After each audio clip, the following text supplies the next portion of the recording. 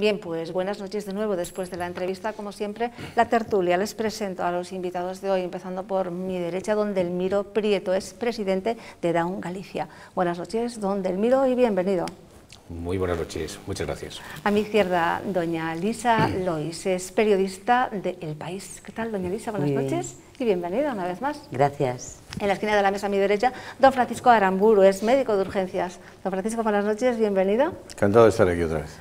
Y en el otro extremo, a mi izquierda, don Anxo Quintanilla, es gerente del Consorcio Audiovisual de Galicia. Buenas noches, don Anxo. Buenas noches. Y bienvenido. Muchas gracias. Bien, pues tenemos aquí mucha tela cortada, muchas noticias que comentar y que analizar.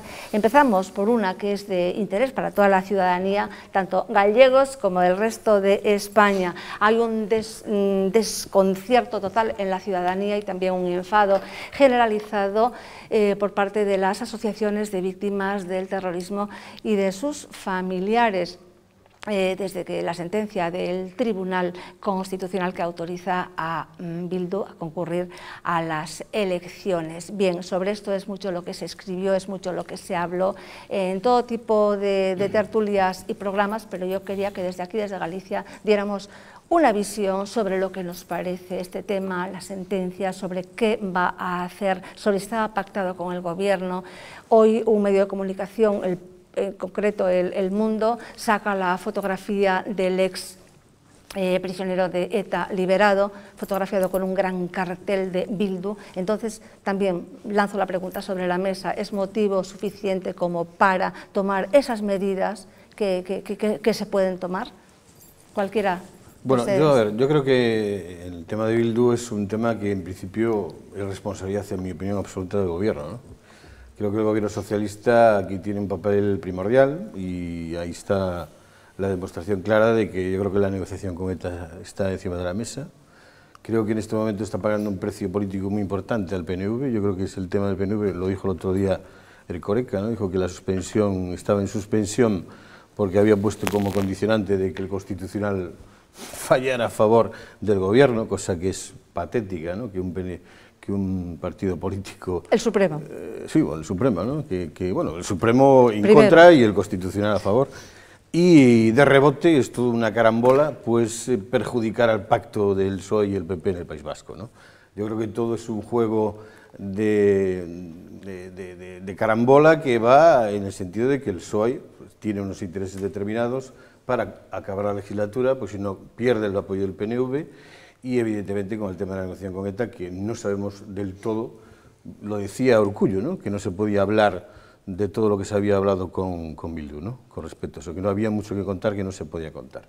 Bueno, yo creo que está ahí la cosa. Pero había pacto, ¿no? Sí, claro, yo creo que sí. Había pacto, don Anxo. Sí, bueno, yo creo que es una de las decisiones más lamentables y un gran error, ¿eh? Creo que es un gran error porque pienso que si hubiera sido una decisión política, que al final fue una decisión política pero unilateral de un solo partido para poder posibilitar que accedan a las instituciones en Batasuna con otras siglas y efectivamente con la connivencia del PNV también lo entendería más, porque mezclar al Constitucional en una decisión tan complicada, que esto además es que fue ya la crónica de una decisión que se iba a acabar sabiendo, esperando hasta el tema del límite, pues la verdad es que es poco serio. Hay decir, una gran preocupación precisamente por este flaco favor que se le ha hecho al Tribunal Constitucional con una decisión impuesta políticamente. Entonces, bueno, yo lo califico de un error. El tema de la negociación con ETA está siendo también otro disparate, y admitiendo que efectivamente desde la lejanía nosotros quizá no seamos capaces de ver desde aquí efectivamente lo que está pasando allí. Sí que me cuento una anécdota y ya termino. Cuando se legalizó Bildu, a la mañana siguiente una señora llamó indignada a un medio de comunicación y contaba la dificultad en que a ella, que vivía en el territorio del País Vasco, le iba a suponer esta legalización de esta gente que le estaba haciendo la vida imposible. Don Delmiro.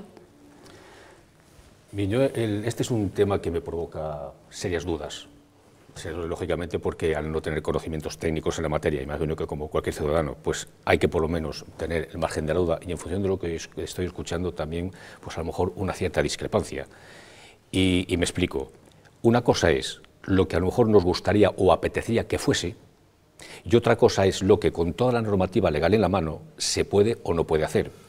Yo vi a lo largo de todo este proceso que lo que hoy es Bildu antes era con otra marca, era por otro procedimiento, se utilizaron los medios, entiendo, que había a disposición para recurrirla, se recurrieron y no se autorizó la marca Sortu. En este momento no es esta marca solo, sino que entrar en la no legalización o no autorización de esta coalición suponía que otras formaciones que llevan años participando en la vida pública no podrían también participar en ella. A modo de deseo, pues a lo mejor era hasta bueno, porque sin ir más lejos, EA, liderada, no sé si en este momento, pero en su momento, por el señor Garay Coechea, que incluso siendo lehendakari yo creo que tenía, permitidme la expresión, un ramalazo bastante dudoso, pues a lo mejor no era hasta malo. Pero teniendo en cuenta que los distintos tribunales... Bueno, ve bien, aterrizando, ve bien que los amigos de ETA puedan realmente presentarse a las elecciones. Eso nunca. Lo que no puedo garantizar es, si después de las dudas que generó dentro de los propios tribunales, que esos sí que saben interpretar la determinada ley, generó, yo no estoy capacitado para decir, esto se debía hacer o no. Apetecer, no. Pero decir, esto es culpa del gobierno, esto es culpa del otro, esto es culpa de todo, en absoluto tampoco. Perfecto. va Doña Elisa, vamos ahora. Me va a perdonar porque quiero matizar una cosa. Sí, bueno, venga, matice y luego ya entra doña Elisa. Perdón. Sí, adelante. Yo estoy de acuerdo con lo que usted está diciendo, pero esa es una decisión política, no es una decisión que la toma el político y si la traslada a Tribunal los jueces. Constitucional y Tribunal Supremo. Pero lo está trasladando. Si esa decisión, y lo he dicho, se toma políticamente, no tengo nada que decir, acierten o no acierten, es su responsabilidad. ¿Y cómo políticamente se puede tomar una determinación de tal que esa decisión magnitud? la tome el Doña político y que la bendiga el Tribunal Constitucional, eso es lo que no me parece ortodoxo. La carne de gallina que le provoca a un juez que hablaba esta mañana, yo creo que eso nos provoca a nosotros, no la carne de gallina, ¿verdad? Doña Elisa. Yo solamente me hago una pregunta y después de esta respuesta judicial y en este escenario político, judicial, social, es que si el Estado tiene realmente armas suficientes, el Estado de Derecho, para combatir el terrorismo. Que esa es la gran respuesta, yo creo, ahora mismo. Yo haría otro matiz y se lo haría a don Delmiro. Con respecto al tema del Supremo, no autorizó a la presentación de Bildu a las elecciones. No lo autorizó. No. Y es el máximo órgano judicial en este país. Por lo tanto, encontró pruebas suficientes por parte de la policía, la Guardia Civil y demás, de que había claramente un apoyo de ETA a ese partido político. Lo que ha hecho el Constitucional es que un poco es el planteamiento político de lo que hablaba... Vestir la decisión. De cinco jueces. De cinco jueces. 5 jueces a favor del Partido Socialista que han votado seis. Que también en el Supremo, lejos de haber unanimidad, también fueron decisiones muy ajustadas y que las pruebas presentadas en el Supremo fueron trasladadas al Constitucional, también por el Gobierno. Pero curiosamente los 6 que votan son de una formación y los 5 que votan son de otra formación. Sí, porque ahora ser progresista es estar de parte de ETA. Entonces pregunto, ¿la justicia está politizada? Vamos no, eso no es una pero pregunta. bueno, debate. A eso ya pero como que usted con su bien, tesis. Vale, pues digámoslo. Que entonces no son jueces, sino intérpretes de la política. Yo es que lo estamos diciendo, yo creo que cada miércoles. Es lo que no entiendo. Esa es una decisión que tiene que tomar el político bajo su responsabilidad y para eso efectivamente ejerce sus responsabilidades y las toma y la podíamos discrepar.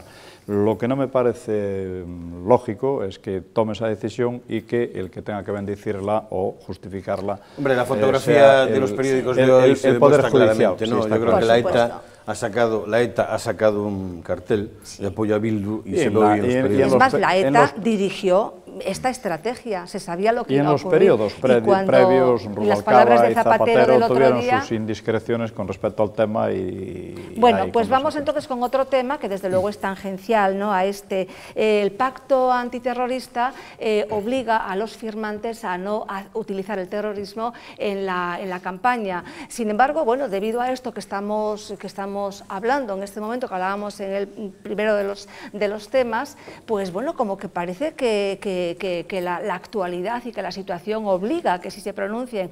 Mariano Rajoy se niega a decir nada, aunque desde algunos medios de comunicación sí le están presionando para que diga por lo menos algo. Otros miembros del Partido Popular, desoyendo este tipo de consignas, sí lo han hecho, como por ejemplo Esperanza Aguirre, Rita Barberá u otros, ¿no? ¿Creen ustedes realmente que Mariano Rajoy, bueno, aparte de la economía, aparte del paro y todo lo demás, debería decir algo, aunque fuera decir algo y callarse y decirle, bueno, pues no voy a utilizar esto para la campaña, pero debería decir algo a propósito de esta sentencia del Constitucional de Bildu?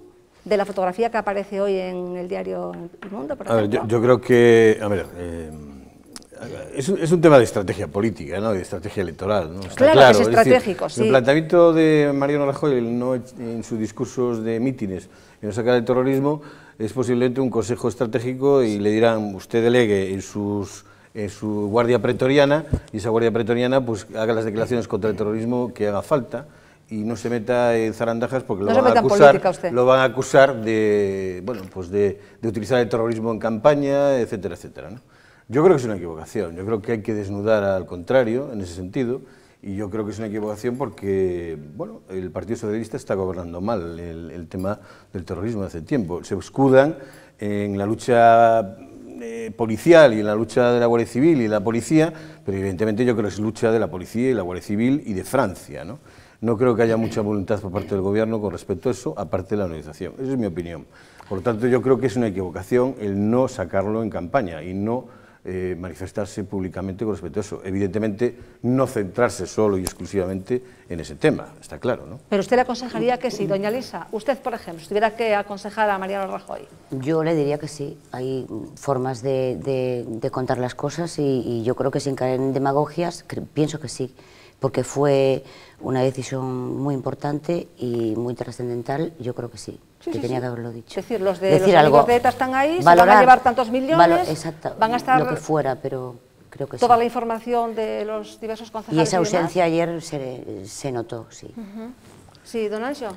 Bueno, yo coincido un poco con lo que estoy escuchando. Es decir, mi valoración es que efectivamente el líder tiene que ser líder siempre y las cosas tienen que ser de un color o de otro color. Lo que pasa es que también entiendo que vamos, en mayo el político tiene unos exámenes y cada uno prepara sus exámenes estratégicamente como cree que los debe de preparar. En cualquier caso, es decir... Las asociaciones de víctimas están enojadísimas porque no tienen quien las defienda. No tienen quien las defienda. Completa, absoluta y totalmente. Pero bueno, de alguna manera, pues es decir, el Partido Popular efectivamente se ha manifestado, si no líder contundente rotundamente, que aún tiene tiempo y supongo que sí que lo va a hacer, pues espero que una cuestión de estrategia y que efectivamente es de tal, porque es que este tema no nos olvidemos que lleva 5 días encima de la mesa, es decir, porque esto fue pues en el último minuto antes del arranque de la campaña, pero en cualquier caso... Pero Rita Barberá y Esperanza Aguirre van por libre y ahí pues... Y Mayor Oreja, que ya lleva pues mucho tiempo por libre, ya no digamos José María Aznar, que lleva mucho más, que vamos, aunque efectivamente aquí lo que se está cuestionando es lo del líder, y que el líder sí, claro, que tiene que manifestarse y no tiene que ser ambiguo en este tema, que es muy claro para todos y sobre todo para su ideología, ¿no? Yo creo que sí, que es un error que no se manifieste. Don Delmiro. Bueno, veo que hoy me toca ser un poco la nota pues discrepante en el asunto, y venga. al menos está en muy estos bien temas. La pluralidad. Yo entiendo que el tema del terrorismo es un tema lo suficientemente serio y delicado como para tratarlo de una forma racional. Hablamos de Mariano Rajoy, ¿debe pronunciarse sí o debe decir algo? Ahí yo voy. Ni en campaña electoral, o sea, y mucho menos todavía en campaña electoral, pero sin ser en campaña electoral, hay que ser lo suficientemente discretos y no escuchar lo que estamos escuchando y en los términos en los que está ocurriendo en los últimos tiempos todo lo relacionado a ETA y al terrorismo.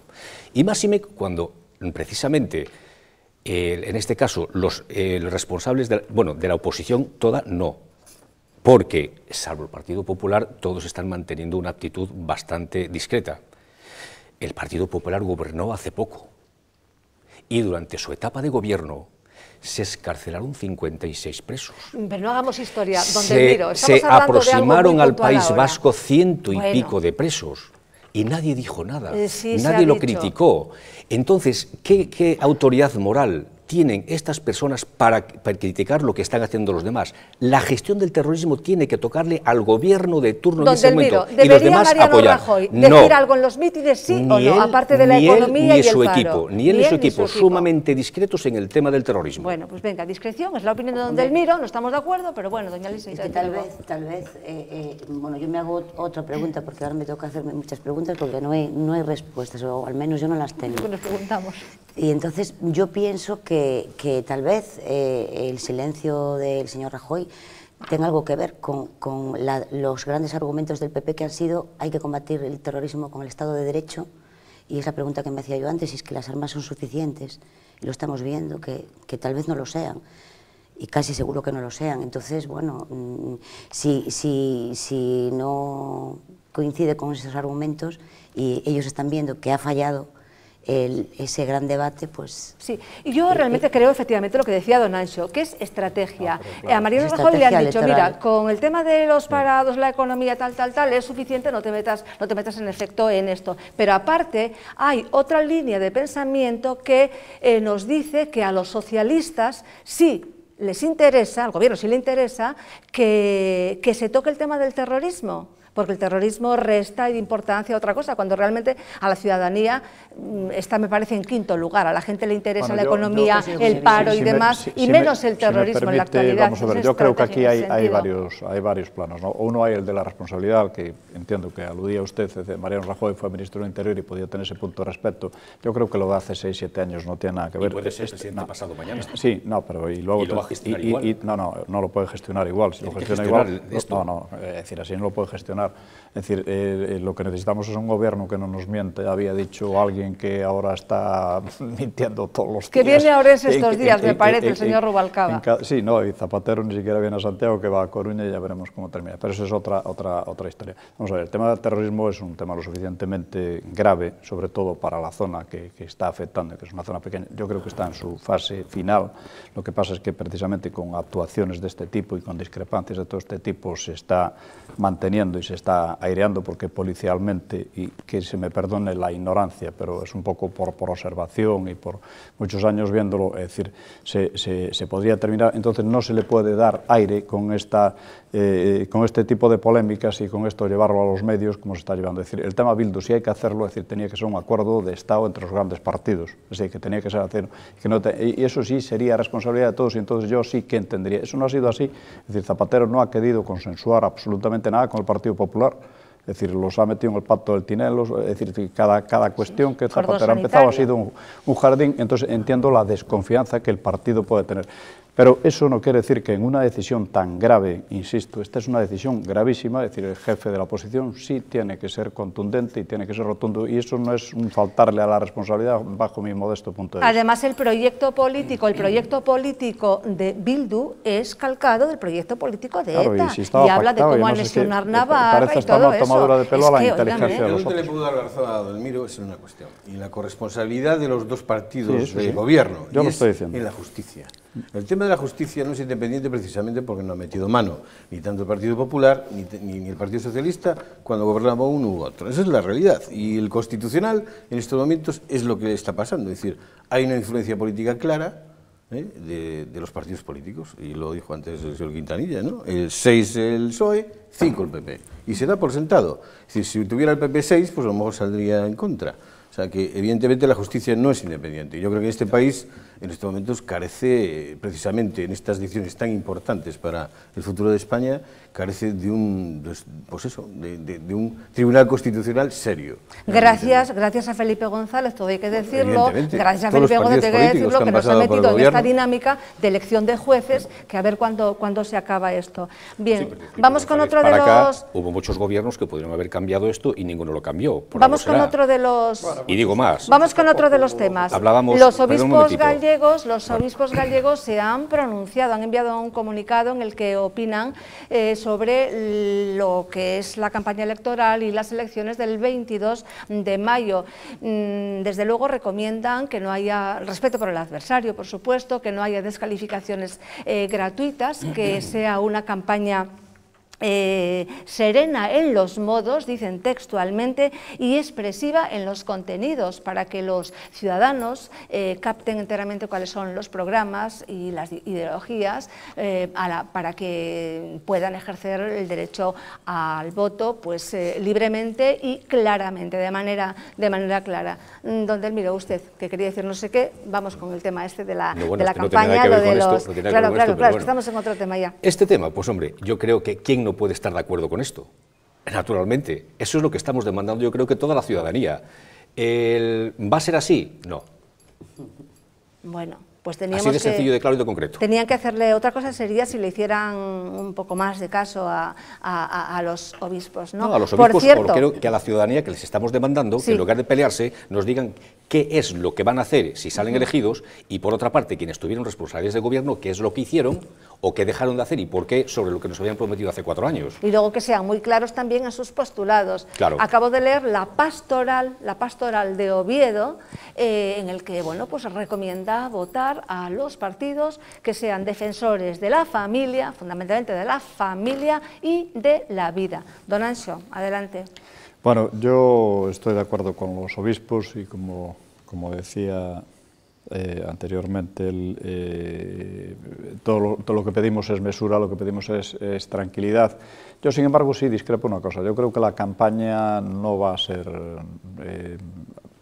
va a ser dura desde el punto de vista que, como decía antes, estos son los exámenes de mayo y el que suspenda pues tiene 4 años de banquillo o de preparación, por lo tanto ahí se está jugando mucho cada uno de los personajes que cantan por el medio, pero es decir, en estos primeros días no hemos visto ninguna novedad agresiva o inquietante que pueda haber. Es verdad que en la calle la opinión y la sensación, quizá por las ganas que se tiene también de que efectivamente haya cosas novedosas y tal, de que se espera para la segunda semana, temas escabrosos. Yo sinceramente creo que no va a ser así. Yo creo que tal. Me gustaría, pero de momento tampoco lo he visto, que efectivamente los partidos se definiesen, nos contasen un proyecto, nos tuviesen un punto de ilusión de cara al futuro dentro de la dificultad que socialmente todos estamos trabajando. Eso sería el deseo. De momento tengo que decir que tampoco lo estoy viendo. Espero que esta semana y media que queda, que efectivamente veamos proyectos de ilusión y tal. Ya en el tema de la ilusión sí que ya me cuesta más, porque ya había que haber empezado ya pues el jueves por la noche cuando se empezó, pero en definitiva lo de que los obispos hagan esta recomendación me parece correcto y creo que estamos todos de acuerdo. Sí, en el tema siguiente vamos a meternos ya de lleno pues, en los proyectos, etcétera, etcétera. Ahora quería centrar esto más que nada pues, en las recomendaciones de los obispos y ven bien que realmente los obispos se pronuncien, porque es que también tienen sus críticos y bueno, que porque los obispos tienen que posicionarse más hacia un partido que a otro. No, realmente no. Los obispos defienden lo que defienden, los postulados de la doctrina social de la Iglesia. Entonces, lógicamente, que defienden la vida, lógico, que defienden la familia, lógico, que defienden el matrimonio para toda la vida. Óigame, es así. Y luego, si hay algún partido que se une o es más próximo a los postulados de la Iglesia, bueno, pues qué bien, pero bueno, pero nada más eso. Mire, yo con respecto al tema del manifiesto de los obispos, con respecto a la campaña, creo que está bien. El problema está en que yo creo que van a sacar otra nota después del 22 de mayo, ¿no? Porque a partir del 22 de mayo se medirán las fuerzas políticas y veremos a ver quién gana o quién pierde. Entonces, a partir del 22 de mayo hasta marzo del año que viene, sí que va a haber tortas, ¿no? Yo creo que es cuando se va a empezar a calentar la cosa, quién va a predominar, quién no va a predominar, y entonces yo creo que el tono de campaña sí va a subir a partir del 22 de mayo, ¿no? Se despejarán muchas dudas con respecto... Ahora mismo hay amenazas de recortar otra vez los sueldos de los funcionarios, ahora mismo hay problemas serios en la economía, que a partir del 22 de mayo veremos a ver qué es lo que va a pasar. Todo el mundo está temblando, es decir, que ahora mismo, hasta que no pasen las elecciones, no pasa nada, pero esperemos a ver qué es lo que pasa, porque yo creo que va a haber crispación ya no solo entre los políticos, yo creo que a partir del 22 de mayo va a haber crispación en la sociedad, porque las cosas se van a poner muy mal, o por lo menos es lo que se está pronosticando. Parece que el cambio de gobierno en algunas autonomías bueno, pues va a hacer aparecer agujeros tipo Claro, Cataluña y bueno, y Yo estamos creo todos... que sí. Y no se va a tipo poner Galicia muy ya dura. hace 2 años. Bueno, Y tipo Galicia la hace- verdad es que las sí, expectativas son muy negativas y efectivamente, bueno, eso ya nos lleva pues, a otra área que es la económica, de ver lo que está pasando en Grecia ahora mismo y de pues, los últimos rumores que hay que si lo de España pues es que ya no es que fuera una amenaza, sino que fue una imposición total que cada vez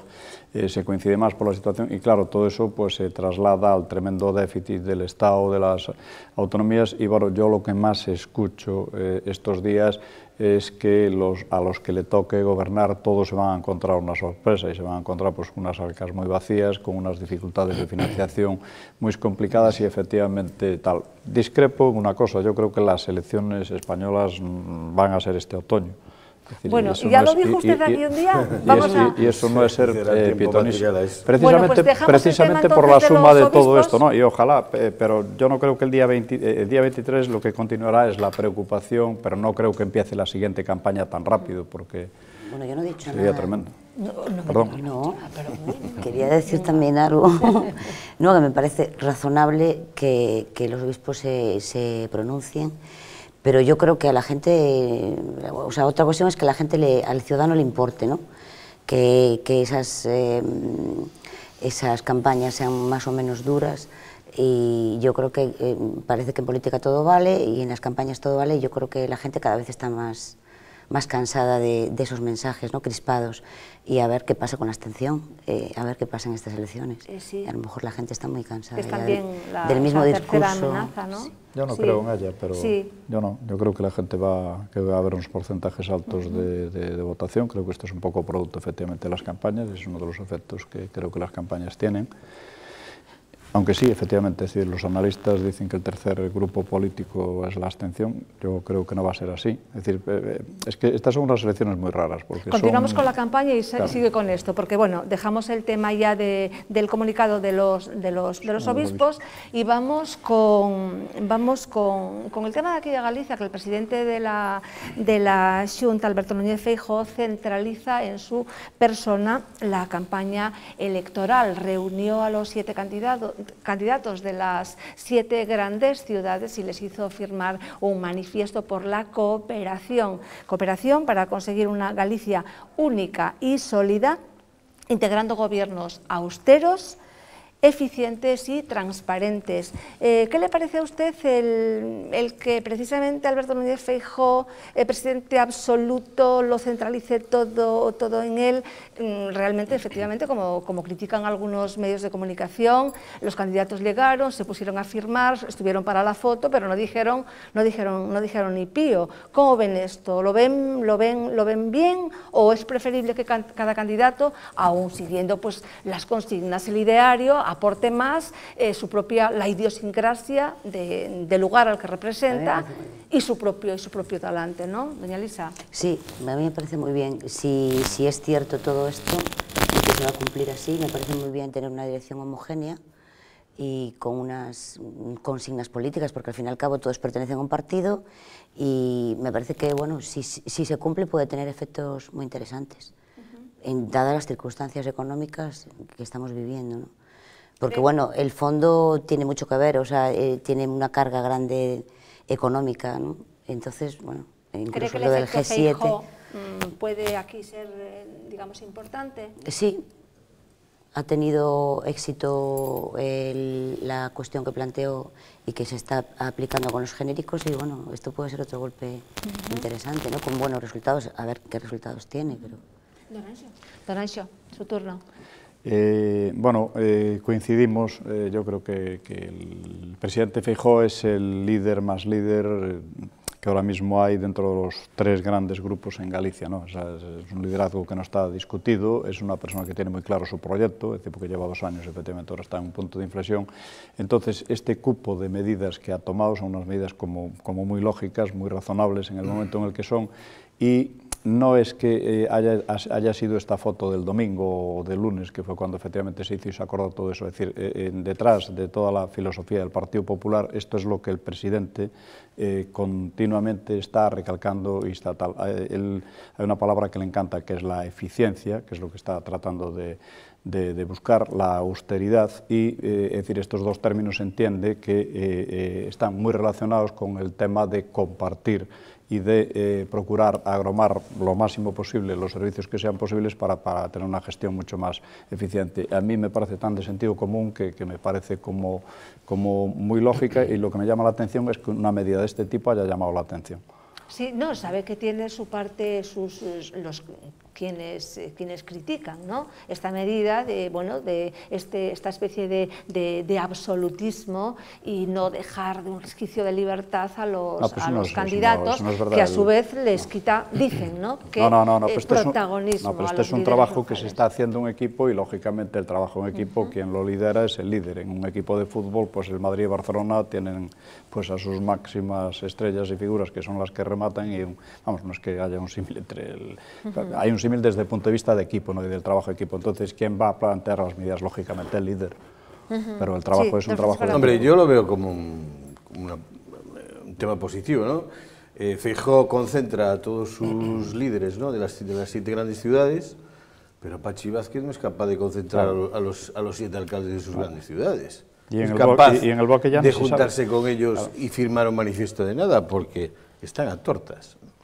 Sí, ni Caballero con el Osada están a tortas. Es decir, yo creo que un manifiesto como el que han firmado ayer, pues de 7 puntos, que por cierto el último señala que tiene que gobernar la lista más votada, sí, que entonces es un planteamiento democrático muy claro, ¿no? Y yo creo que es un planteamiento de liderazgo claro, pero es un liderazgo de bloque, ¿no? Hace equipo, cosa que los demás partidos no lo hacen, ¿no? Yo creo que es un punto muy importante para el presidente de la Xunta. ¿Es lo mismo bipartito que coalición? Que el bipartito presume de, bueno, pues eso, sí, gobernamos en coalición, pero habría también que decir que no es lo mismo, que para gobernar en coalición hay que presentarse como... No, ni es lo mismo ni están funcionando como lo mismo. Es decir, los bipartitos que conocemos, es decir, son 2 gobiernos, es decir, de hecho montan 2 estructuras. Cada uno de ellos, y lo que está pasando en esta campaña y está siendo muy novedoso es el problema que están teniendo un tiempo después para marcar cuáles son las posiciones de uno y son las posiciones de otro. Es decir, también eso es verdad que está sugerido, que está viniendo un poco por las dificultades que el Partido Socialista, esto por lo que comentaba él antes de las discrepancias que hay entre ellos. Es decir, el Partido Socialista en Galicia está muy desunido, en España ya ni contemos, es decir, la anécdota de estos días de Carmen Chacón en Castilla-La Mancha, y el presidente que le manda a su señora porque es diputada, que yo no lo sabía, por cierto, me ha hecho mucho... Bueno, en fin, es una situación nada edificante para tal. Aquí, afortunadamente, para el Partido Popular, pues efectivamente tienen un líder que es el que gobierna y manda, y eso no significa autoritarismo, significa pues hacer las cosas como hay que hacerlas. Lo cierto, hay que decir que independientemente de ideologías, de partidos, vivimos en una situación realmente muy crítica, y hace falta gente con cabeza, con ganas de trabajar, y bueno, pues dispuesta a... Y lo que decía efectivamente, Mariano Rajoy, o sea, el Partido Popular, si gana las elecciones generales del año que viene, ya está contando con huelgas generales y con todo tipo de cosas, porque sabe que tiene que afrontar pues un proyecto importante, medidas restrictivas, etcétera. Don Delmiro. 2 cosas. Primero, hablando un poco de los liderazgos, y dentro de la carencia tan absoluta que hay de liderazgos en el universo Estado, coincido plenamente con lo que dice en este sentido el señor Quintanilla, que aquí en Galicia el presidente Feijóo es un líder. Se pueda estar de acuerdo con él o no, hacer valoraciones tal, pero ejerce como líder. Ahora bien, al tema que nos ocupa, G7 y localismos. Los localismos en Galicia, ni el PP, ni el Bloque, ni el PSOE son capaces de acabar con ellos, porque lo llevamos metido hasta en el intelecto. Y eso da igual que hagamos declaraciones de buenas voluntades y lo que queramos, y lo vemos en todos los días. infraestructuras aeroportuarias, universidades, absolutamente todo. Tenemos que poner contentos a todos y lo único que conseguimos es no contentar a nadie. Y en situaciones concretas, y pongo un ejemplo, ya que hace alusión al esquema aeroportuario, donde los gobiernos, sea el que sea, no va a ser capaz de poner orden y va a ser el mercado el que lo ponga. Y va a decir dónde tiene que estar el aeropuerto de Galicia y en qué condiciones. Ahora bien, declaración de buenas voluntades, bueno, bienvenidos sean. ¿Eficaces y con resultados? No me creo ninguna. Porque es que lo vemos históricamente, es materialmente imposible. Mientras exista Vigo, exista Coruña y exista el resto, esto es imposible, gobierne quien gobierne. Bueno, hay que hacer todo lo posible, ¿no?, por conseguir esa cooperación y esa Galicia fuerte, única y demás. Yo espero que con esos gobiernos integradores. Que sea un punto de inflexión y que efectivamente la concentración parcelaria termine con el minifundismo. Pero si hace poco se tomaron medidas... Minifundista, pero este es un momento muy crítico y no nos decir, no queda más remedio que efectivamente ir a eso. Espero que eso sea así. Y espero también que la responsabilidad del político para que ayude a que ese avance que todos queremos que efectivamente... El artículo 27 de la Constitución garantiza el derecho a la educación, pero no incluye que los hermanos tengan derecho a estudiar en el mismo colegio. Lo dice una sentencia del contencioso número 3 de Sevilla. Me gustaría que diéramos unas pinceladas de educación sobre... Podemos tomar el fleco de algunas sentencias que son un poco absurdas y surrealistas y, bueno, pues alguna pincelada más sobre los institutos de excelencia que propone Esperanza Aguirre, que va a tener en Madrid, en la comunidad, ya a partir de este curso, o la zona única. Tomen por donde quieran. Don Francisco. A ver, yo el planteamiento de la zona única lo veo bien, lo que pasa es que aquí habría que valorar el tema de los criterios que se van a llevar para llevar eso adelante, ¿no? Porque la LOI al parecer recoge que hay que contar con el criterio de hermanos en el centro, domicilio, renta, discapacidad, todas esas cosas en principio tenían que contar a la hora de solicitar el centro, ¿no? Está muy bien que yo pueda solicitar pues ir a que mis hijos vayan al mejor instituto que hay en Madrid, aunque esté a 100 kilómetros de mi casa, pero evidentemente la gente que vive próxima a ese instituto, la gente que tiene hermanos en ese centro, no sé si tendrá preferencia sobre mi preferencia, ¿no? A ver cómo lo plantea. Entonces, ese planteamiento va a ser muy complicado y muy difícil, ¿no? Es decir, el llegar a una equidad y que no haya desigualdades, yo lo veo hartamente complicado. Ella lo compara, digo de ella, de Esperanza Aguirre, lo compara con el tema de la sanidad, ¿no? El planteamiento de que se puede elegir un centro de salud que quiera, el hospital que quiera, pues es un planteamiento muy distinto. Es decir, al hospital no se va todos los días. La frecuencia. Con la frecuencia que se va al colegio, ¿no? Es un planteamiento muy distinto, ¿no? Entonces yo creo que ahí va a tener ciertas dificultades. Yo también creo que sí. Perdón. Sí. No. Creo que va a ser muy difícil efectivamente discernir, y efectivamente no es para nada comparable con la sanidad. Claro. Es decir, la sanidad es mucho, afortunadamente, más temporal, estacional. El tema de un curso, pues efectivamente es mucho tiempo. Es decir, yo también tengo muchas dudas. Ya con respecto al tema... Se me han ido por el fleco de la zona única, de los institutos... De la sentencia. Bueno, de que el hermano tiene un hermano en el centro, pero bueno, si te garantiza el derecho a la Constitución te garantiza el derecho a la educación, pero que tengas hermano en el centro, pues mira, como que no te da derecho. Hombre, yo creo que esos casos, es decir, hay que verlos excepcionalmente y la verdad es que no me querría ver de ser la persona que tuviese que tomar la decisión siempre y cuando no tuviese todos los recursos que necesitase para resolverlos. Lo que el sentido común me dice es que los hermanos hay que intentar efectivamente no separarlos, por lo menos en una edad tan importante como es la escolar básica, y que hay que arbitrar un sistema que permita que efectivamente puedan estar juntos en la fase escolar, que es vital. Al fin y al cabo, pues es la patria de las personas, es justamente esa etapa. Entonces, es decir, desde el punto de vista emocional, sentimental, familiar, es que es imprescindible que se arbitren fórmulas para que efectivamente eso sea así. Ahora, reconozco que es muy complicado manejarlo por la limitación que todo tiene, ¿no? Sí, bueno, eso es un caso puntual, pero bueno, es que llevamos toda la vida tratando de solucionar un... Puntual, pero que luego sientan jurisprudencia, porque luego, que efectivamente afecta a mucha gente. Bueno, pero tal vez se pueda corregir, no lo sé, pero yo creo que el tema educativo, en su conjunto, digo, lo llevamos arrastrando como un problema histórico de siempre. Cuando en España está bajando la natalidad, se supone que, bueno, parece que incluso se podrían cerrar algunos centros escolares, ¿no?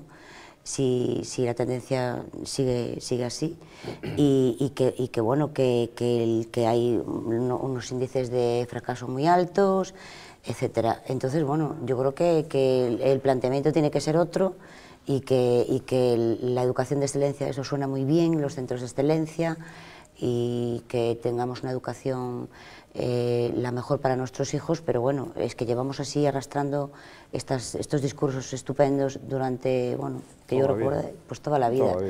Y al final copiamos de un país, copiamos de otro, retrocedemos, no sé.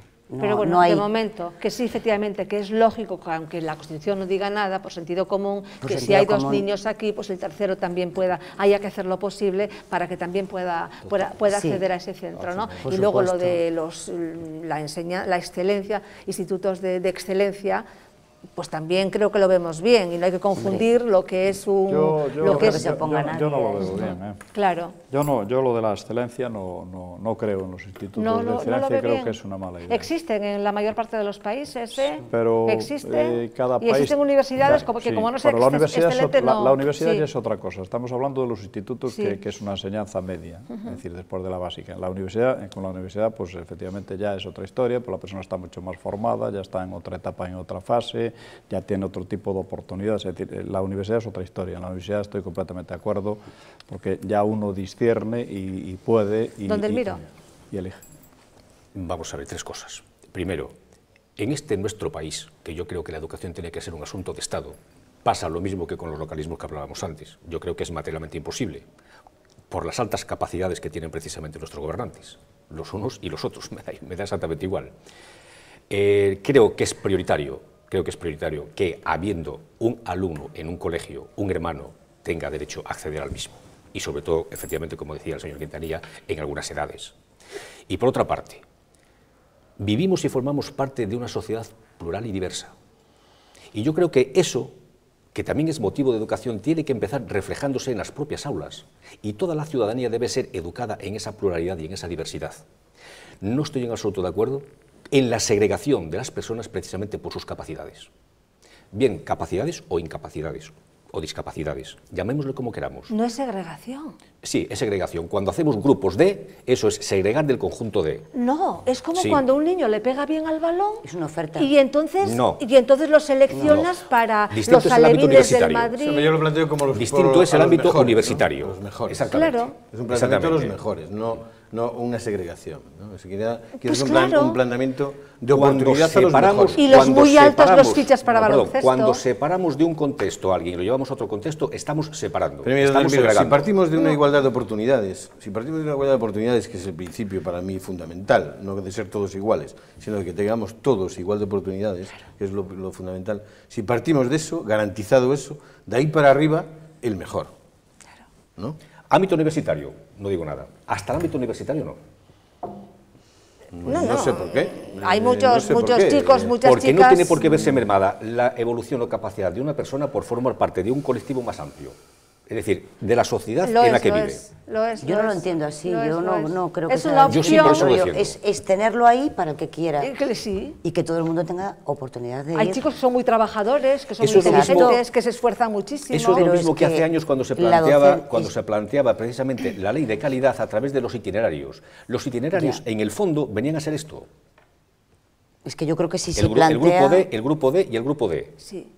No me parece correcto. Pero es que en el ámbito educativo está separado. Es que yo creo que sí era correcto eso. No, yo creo que en absoluto. Sí. Bueno, de todas formas, yo creo que tal vez lo que se cuestiona aquí es la calidad de la docencia. Claro, tal vez lo que falta es esto. Entonces decimos es un poco marear la perdiz. Pero no es esa no es la calidad de la docencia. La calidad de la docencia va por otros derroteros. Estamos lo que no podemos es igualar distinto. por abajo. Es en igualar por crear abajo, centros, en dar... Somos heterogéneos, no podemos ser iguales. Luego no podemos igualar. Si es que ni por arriba, ni por abajo, ni por el medio. Yo creo que yo creo que el problema está en el medio, en el intermedio, o sea, en la docencia.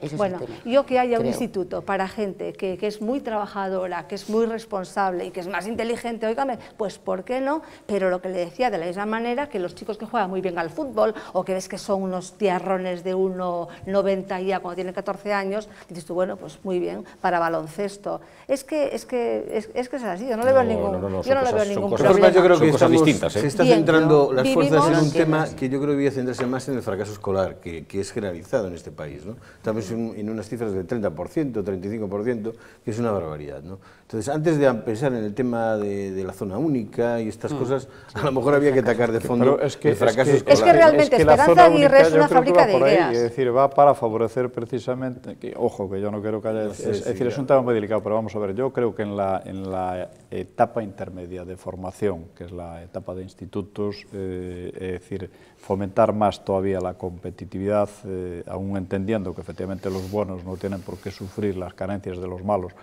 y ahí sí que ya entramos en lo que estamos diciendo, la calidad de la enseñanza en general es lo que efectivamente había que mejorar. Yo a esa separación sinceramente no la veo.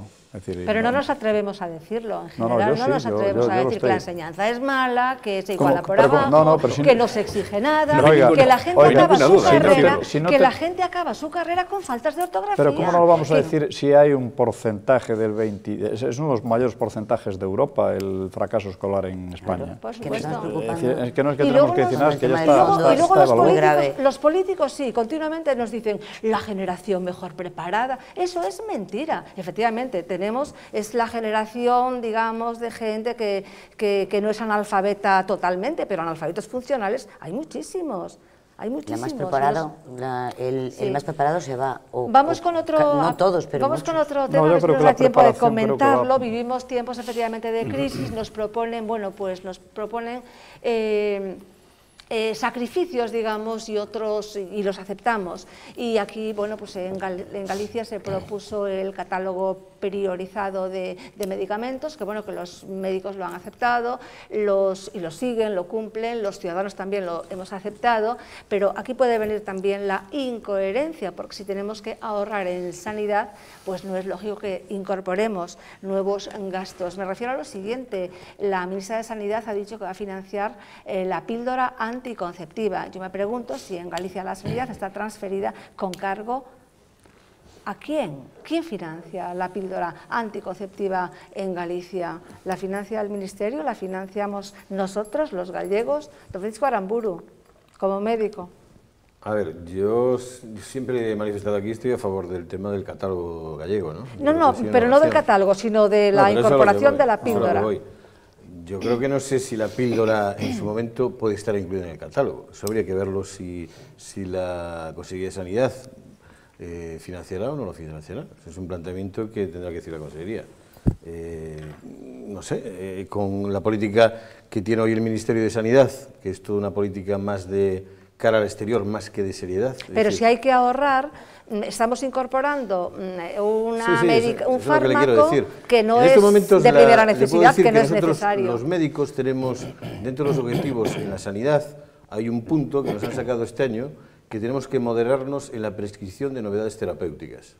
¿De acuerdo? Es decir, todos los medicamentos nuevos que no aporten nada nuevo, nos tienen restringido de alguna manera la prescripción, ¿no? Se modera la prescripción.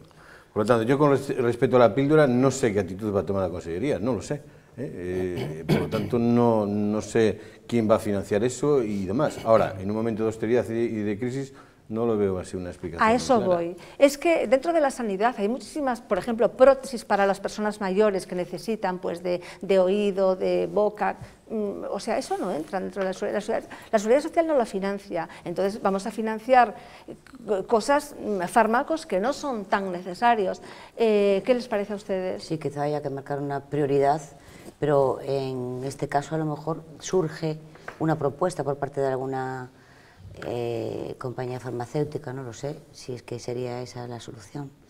No tengo ni idea. Bueno, yo creo que en un momento como el que estamos y tampoco sabiendo cuál va a ser la decisión que se va a tomar y si efectivamente hay que priorizar, es decir, la píldora no me parece una priorización, es decir, es un problema que cada quien tiene que resolver desde su conciencia, su punto de vista, su forma de actuación o lo que quiera, pero efectivamente como estaba diciendo doña Madalena hace un momento, hay otras prioridades que efectivamente no se financian, entonces vería menos lógico que no se financien estas otras, que se financie esta, que al fin y al cabo es un problema de cada quien y que cada quien tiene que resolver, y si efectivamente quiere acceder, tampoco supongo que será tan caro, pues cada uno que se financie el suyo. Esa es mi...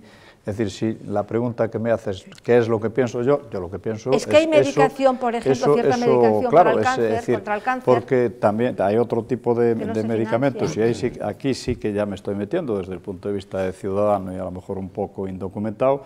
Es decir, si la situación que tenemos en la sanidad es tan complicada económicamente como se nos dice que está siendo, y con el peligro de futuro que tiene, que pudiera tener que ser cambiada porque no se pudiera soportar, habrá que ir pensando en medidas que por lo menos sean llevaderas y que cada quien pueda ir acomodándose a ellas antes de que pase antes de que tengamos otro tipo de situación. Entonces, el tema de la píldora, pues yo, respetando lo que cada quien quiera hacer efectivamente con este producto o con esta situación, pues cada uno que se pague la suya, y que efectivamente no tengamos que pagar todos la de todos. Esa es mi situación. Pero ahora, también información exhaustiva en este caso, para las usuarias. Don sí, Francisco, ¿tiene la última información de hace una semana? Precisamente salía, me parece, el martes pasado, información de aquí, de España, que, bueno, pues un estudio en el que sí, efectivamente, causante directo del cáncer de mama.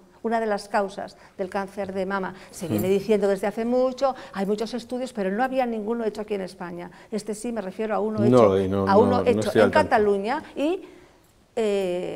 no estoy al tanto del estudio. Sí, causante del cáncer de mama. Una última que me dicen que estamos fuera. Pues no muy sé, brevemente en este sentido decir que evidentemente unas cosas no excluyen las otras, y como aquí muy bien se acaba de apuntar, hay unas que sí serían prioritarias, como son las ayudas auditivas, etcétera, etcétera, pero esto obedece a una ley orgánica aprobada en el Parlamento el 3 de marzo del 2010, por lo que intuyo que sí entrará dentro de lo que es el catálogo de fármacos, y que no incluye lo que se decía a veces la píldora del día después. No es esta, sino aquellas que previa prescripción facultativa, como las que hay ahora, solo que estas abarcan a la última generación, son susceptibles de ser administradas a una determinada usuaria. Bien, efectivamente es la ley del aborto, que se llama Ley de Salud Reproductiva, no sé qué, no sé cuánto, un nombre muy rimbombante, que yo espero que el Partido Popular gane las elecciones porque ha prometido derogar esa ley. No lo hará. Ha prometido derogar esa ley. No le pediremos cuentas, porque además es que lo lleva en el programa. Una última cosa y nos vamos. Respecto a esto. Respecto a esto, sí. Que no sé si había intervenido ya o no. Sí, yo ya intervine. Perfecto. Sí. Bueno, ¿algún apunte? Pues no. Pues muchas gracias a todos entonces, don Delmiro. Muchas gracias. Doctor Aramburu, muchísimas gracias. Don Anxo Quintanilla, gracias. Doña Elisa Lois, muchísimas gracias a los cuatro. Gracias a ustedes por acompañarnos un día más y nos despedimos. Saben que pueden vernos en redifusión los domingos a eso de las 11:10. Hasta la semana que viene. Que sean felices.